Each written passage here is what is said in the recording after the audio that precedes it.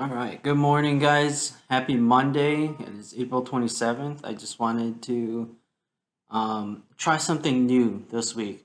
So, we're going to talk about kind of like a project for this week, and it's more of like a discussion. So, treat this more like a podcast and kind of think, make your own um, conclusions, make your own discussions as you kind of listen into what I'm going to be discussing today, because there's going to be a lot, and some of it will be correct, some of it won't be correct. So take this with some grain of salt, and just overall, just take in whatever you can and figure out for yourself. Do you agree with what I'm saying today, or do you not agree? Right. So that's what we're going to be looking at. All right. So our big idea for today, I'll be using this a little bit since there's a lot of graphs to show. So the kind of the big picture. I don't know if you guys know, but I'll show it right now. If you guys don't know about what's happening in Texas right now, the governor, Greg Abbott, he has released that he wants to reopen the state of Texas, and with probably within the next week or so. So we'll see that right here. Here's one of the, well, that's him right there, Governor Greg Abbott. And you'll see down in the article itself, it talks about how he's going to reopen, what he's reopening specifically, and this Texas has become a big topic of debate today in the past couple of days, because Texas will be one of the first states to reopen. And what we're going to be looking at today is it a good idea to reopen right now? Is it a good, and even if it does reopen, is it a good idea for you guys out there to go out when it reopens, right? So that's the big picture. That's what we really want to look at today, and that's kind of, we want to look at this using math, especially math that we've used this past year. So we're going to look at how to use what we've learned in right now in this world right now, and how we use math and it might look different, and how it might look the same to what we do in the classroom, right? So one of the big things that you'll be practicing, that you'll be needing to use and kind of improve on as you continue on with life, is learning to think critically, learning to think flexibly, because as we all know, math in the classroom can be very neat. 1 plus 1 equals 2, 5 plus 5 equals 5. And then you get into the real world where a lot of the stuff that we might learn in class might not always be 100% accurate in real life. So I want to show you kind of our thought process, and I want you to practice using this thought process as we go along with this project. All right. So that being said, sorry for that tangent, but we're just talking about the governor right now, and he is talking about sorry, um, he is talking about reopening Texas right now. And if you read into the article, he's not fully reopening everything. He only wants to reopen some non-essential businesses, and you can't really go inside them right now. They're going to be scheduled only for takeout or curbside services, pickup, stuff like that. Um, so that's what he's really trying to do right now. He's not trying to reopen everything. You guys can do whatever you want. But honestly, if you look outside, if you look at maybe some of your friends, some people are just not staying in to begin with. So we'll take that into consideration as we go along with this project. All right, so I'm going to take this out of the way. All right, and I want to talk about data, right? Data has been one of the big pushes, the big motivators of this whole district, and that's exactly what we're going to use today. Um, And you might ask, like, Mr. Chum, what does data look like? How do I get this data? Where could I find it? What can I do with it? How do I know this is data? And there are a lot of ways to go around this, right? Data is everywhere. You can always search it up. Whenever you're curious about something, first thing you might go to is your brain. Second thing you might go to is, the people right next to you. Just ask the question, maybe they might know. And if you don't know, you got a huge tool. I'm gonna show you it right now. This one right here. That tool, well, if it'll maximize. This tool right here, Google will give you so much. It'll give you more than you want, in fact. So that's what we're going to be using. And to save some time, I already Googled some stuff, and I want to show you some of the graphs that I saw. But first, let's go to a kind of a credible source, or a source that I can kind of trust, right? And this one right here actually is the Texas County. If I can find my mouse. We're going to have a lot of technical issues today, but that's okay. All right, here we go. So this is actually the Texas Human and Health Services website. I just did a Google on COVID-19 Texas data. And so one of these right here, it says cases over time by county. So that's what I clicked on, and it gave me a spreadsheet. Now, some of you guys are already familiar with spreadsheets already. Let me actually, give me 1 second. I want to show you the main spreadsheet. Here we go. This is a wall of numbers, I'll tell you that. But if we look, if it will let me look, where's my mouse?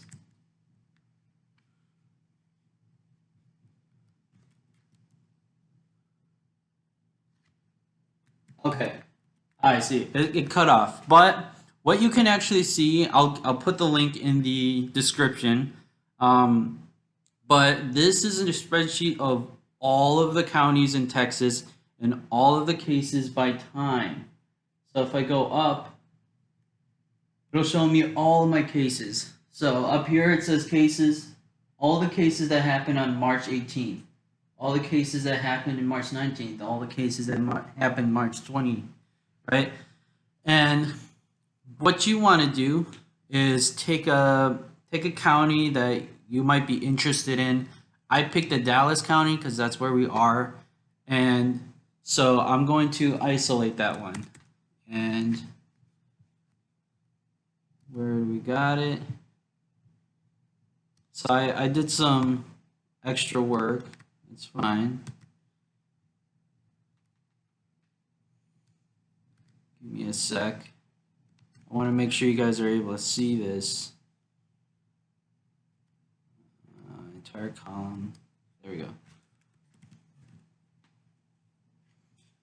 And can we see that?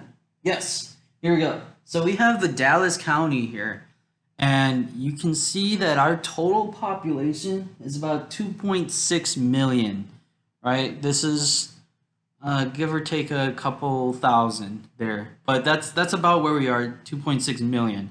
And these are all the cases just in Dallas County over time, right? So this is from the very start, the very first case we might have seen, or in the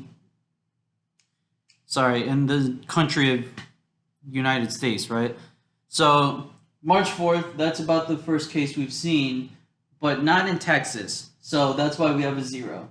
And then you're going to have more zeros because we don't have a case in Texas for a while. And then what happened is on March 11th, so about 7 days after the first case in the US, we have two 2 reported cases in the state of Texas. Right, so that's where you'll see the 2. And then after that, it keeps getting bigger and bigger and bigger and bigger, right? So you get 2 on the March 11th, and then you have 3 March 12th. You have another 3 March 13th, another 8 on March 15th. Okay? So we're going to see the numbers constantly get bigger, right? They're getting a little bigger every time. And so you can see this through the spreadsheet, right? You can look at the spreadsheet and see the numbers are just getting bigger over time. So we know that this virus is spreading, all right? But let's what do you call it? Let's take a look at it on a graph, right? So I went to a scatter plot graph, and I plotted all of the points on that spreadsheet, every single point on it, and here's what we got. That is our graph right here of all, that's kind of the trajectory of all the coronavirus cases in Dallas County. Okay? So, let's take a look at what we're seeing here. And let's figure out what kind of function do we have, right? So we have 3 functions. We have the linear, that's the one that's going in a straight line. Then we have exponential, that's the one that starts low and then just jumps up right away, like a sharp spike, right? And then you have quadratic. That is the one that goes like a U. So those are the 3 types of functions we're looking at. Okay? So I plotted all of the points, and this is what I got right here. Okay, so we start at 0 because, you know, for a couple of days we didn't see any cases. So we're starting at 0, starting at 0, starting at 0, and then we kind of go up, right? We increase a little bit, and then all of a sudden we're starting to go up. So one of the arguments is saying that, well, there should be an exponential case. Well, okay, that's fine. That would make sense. So we started low, and then all of a sudden we're starting to go up, right? But here's the thing. Exponential functions, they'll start low, and then they'll start really going high really fast. So it almost looks like this. That's what an exponential function generally kind of looks like, right? This one, we start low, we start going high, and then now, if you can see, I don't want to get up right now. If you can see right now, it starts to look like a straight line right here. So in that case, some people might say it's a linear function. Okay, well, neither of you guys are wrong, right? This is just how we're seeing things. It starts exponential, but it starts to become linear. So why does it look like this? Right? What are some factors that are going into this right here? Why does it start exponential, but it goes to be linear? Well, there's a couple of different reasons. There's a lot of different reasons, actually. And we'll go over a couple of those. So, again, our question for today is what kind of function are we going to see? The linear, the quadratic, or the exponential? And what's that going to mean for us, right? So what I want to go over is the factors. Now, factors doesn't mean the things that we were doing last week where we're factoring quadratic expressions. I'm talking about what makes it, why did it look linear? What in the real world made it look exponential? And we know it didn't look quadratic. That definitely did not look quadratic. So we're looking at just the factors and what could contribute to it going up really fast. Well, we know that in general, viruses tend to spread exponentially. And let's take a look at one of those. But we know viruses in history tend to spread exponentially. So that's one of the factors. And I want to show you a really cool website. It's probably one of my favorite websites out there. It's called Information is Beautiful. Yes, here we go. So what this website does is it takes all the information out there and puts it into these really cool graphs.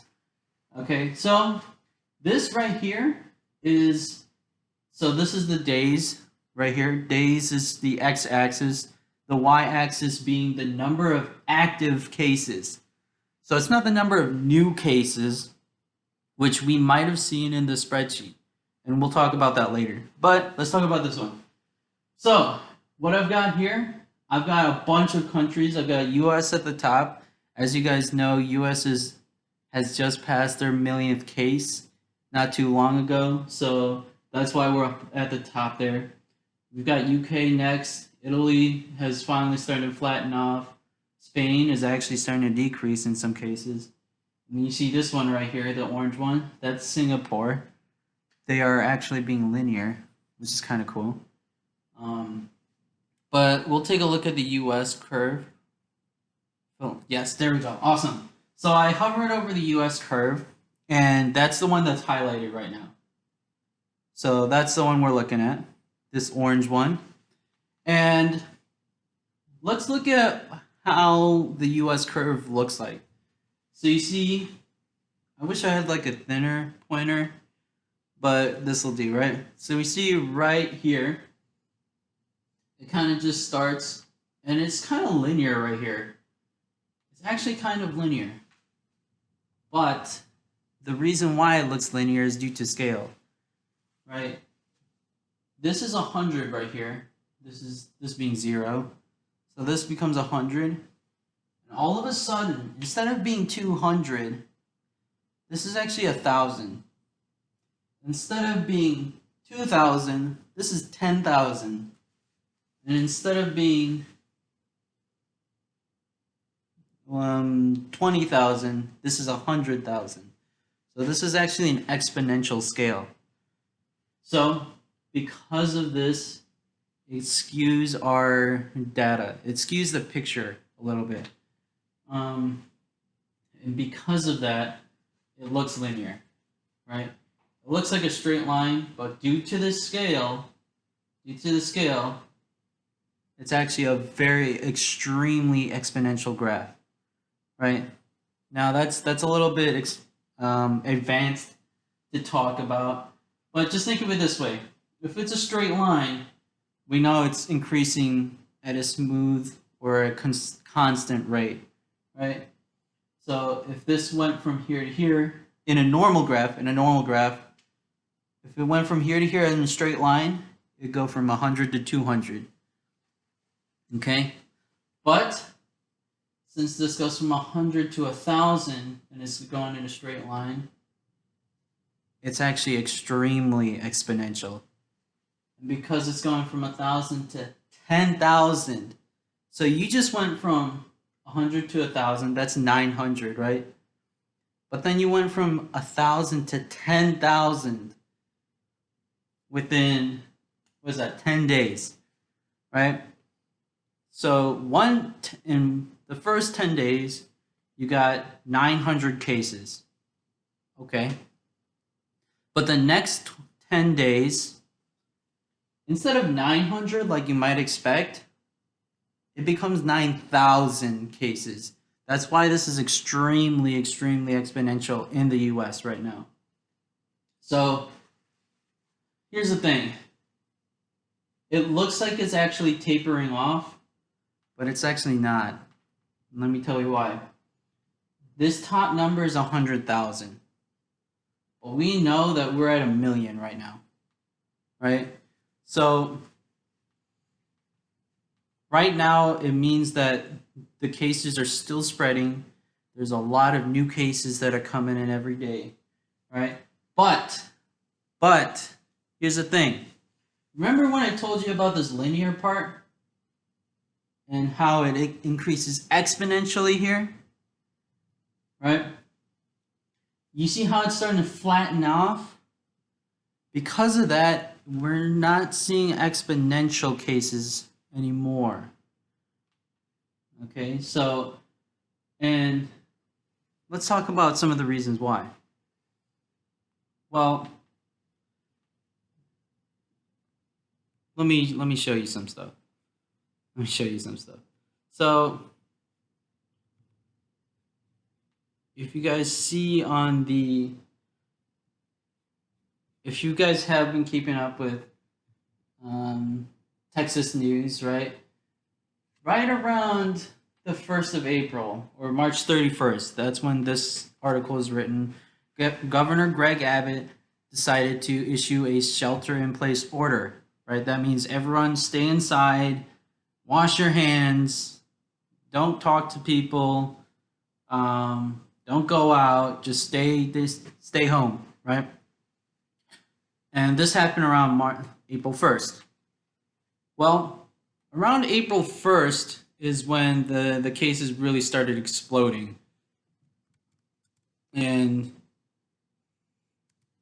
But after that, after a while, if I can get to the, I want to get to the correct, whoops.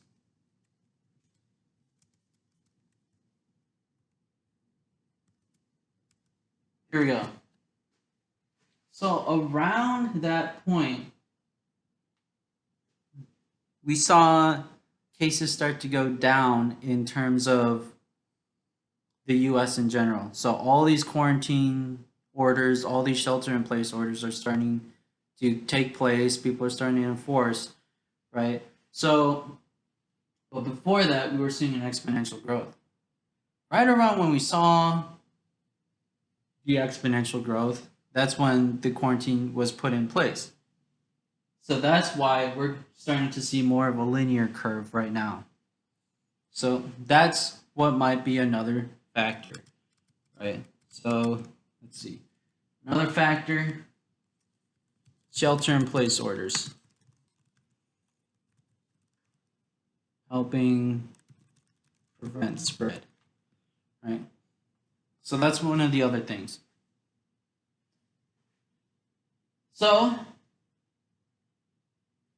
obviously it doesn't look great, right? Even with the shelter in place order, it's still going up, right? It hasn't gone down, and that's the problem, right?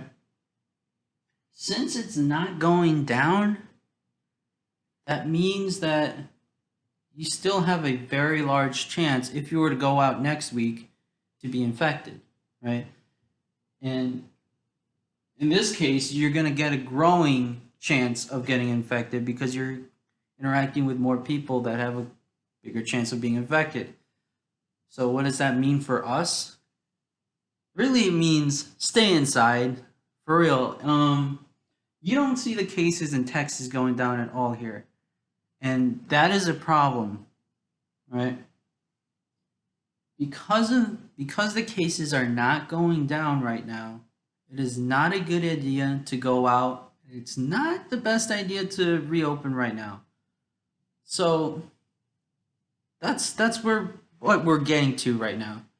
And tomorrow I want to keep going over some more things about these exponential curves, how Texas fits into the US, right? And we're going to keep on looking at this data because it's always evolving. Okay? And because of this, and we talked about a couple factors about why it might be a different curve than it is, right? And some other factors. So I only went over two, but there's a lot of them, right? You have that shelter in place order, but like I said earlier, some people are ignoring this shelter in place order. Some people are just going out whenever they want to because they feel like they're invincible, right? You feel like, oh, I'm not going to get infected, but there's a very, very high chance you will get infected, right? And so that's another factor. People ignoring shelter in place order. So that's another factor that's leading into why we're still getting cases after that shelter in place order. Right. So that's another thing. But what can people do to did I spell order wrong? I definitely did. Order. There we go. If I could, there we go. So there are a lot of different factors. Another one is people washing their hands, right? That makes it slower, right? Another thing is face masks, right? The use of face masks makes everything a little bit slower. That makes it harder to spread. If I can. Okay, thanks. Thanks, Microsoft. That's not what I wanted.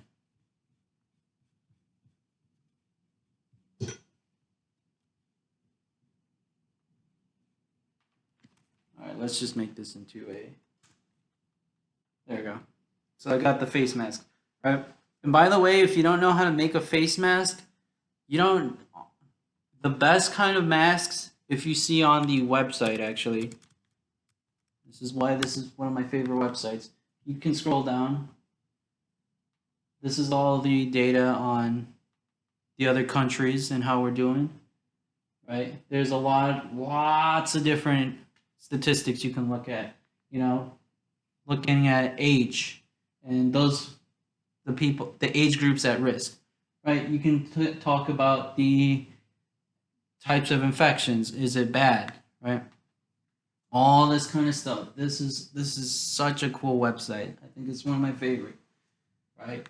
You can have those with existing conditions, and turns out, sorry guys, but men are more susceptible to getting infected, at least according to this right now. All this stuff. There's a lot of cool stuff. Please look at it. Right, you're going to see some really cool stuff. Pretty morbid stuff, but it's cool. Where is it? I'm trying to find it. This is really cool. This is actually a Fibonacci sequence on the amount of mentions in social media. So Twitter, TikTok, Facebook. What else is out there? Snapchat, Instagram, right?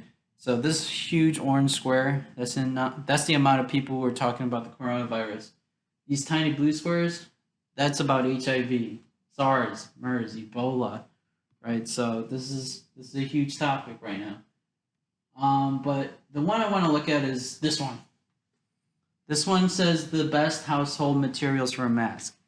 Okay, so this is actually very, very helpful, applicable to you guys, especially if you have to go out next week. I know some of you guys are essential workers. I know some of you guys are working in restaurants and in grocery stores. So if it's not an option for you to stay in, right? Some of you guys, you need to go out to pay the bills. You need to go out to make sure you can, have a house to stay in. Then let's make sure you're still at least safe out there. Okay, so wash your hands. Try to get your hands on some gloves. If you see here, surgical masks are the best thing you can do and wear as a face mask. Just flat out, it's the best thing you can wear. Okay, that's why surgeons use them. But there are some things out here that are actually not bad to use, right? The worst thing here is a scarf. The worst thing you can use is a scarf, but that's still not bad. That's better than just going out uncovered. By the way, Dallas County has a face mask requirement, so make sure you have something, right? So a scarf, you can use a t-shirt. That works too. You can even use a pillowcase. Um, and those are really good. All you have to do, I mean, you guys know how. I mean, all you have to do is take the pillowcase, right, and just wrap it and tie it right around the back, and you'll be fine, right? So that works awesome. Um, don't worry, you won't look stupid. Um, the people who look stupid are the ones without a mask and infecting everyone. Okay, so please wear a mask. Anything is better than nothing here. So that's one of the implications of this whole epidemic right now, this whole pandemic. So that's just something that we really want to look at. And this is, we figured this out using math. But I think that's it for today. I'm going to continue to look at some of the data. I'm going to continue to analyze this. I want you guys to take a look at the websites that I'm going to post below. Look down below, click on them, look at them yourself, make your own conclusions, right? I want you guys to look at, are we actually in an exponential curve, right?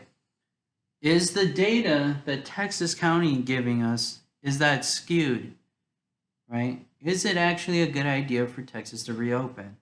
So that's what I'll be looking at. I'm gonna have another video tomorrow going over more of this stuff. It'll be a lot of the same stuff, but just a little bit more in depth. But other than that, just make sure you answer the couple questions I'll have. Just making sure you guys listen to this, and really just please stay safe. Please wash your hands. Please wear a mask. Please. And you guys have a good day. I'll see you guys later.